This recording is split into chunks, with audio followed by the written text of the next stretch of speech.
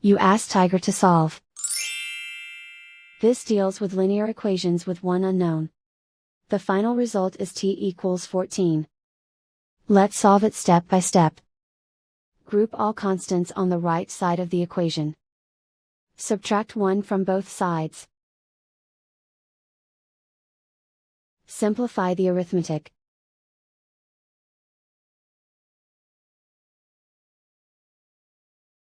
Isolate the t.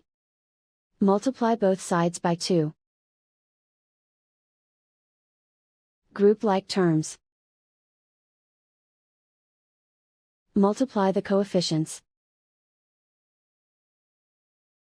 Simplify the fraction. Simplify the arithmetic. And so the final result is t equals 14.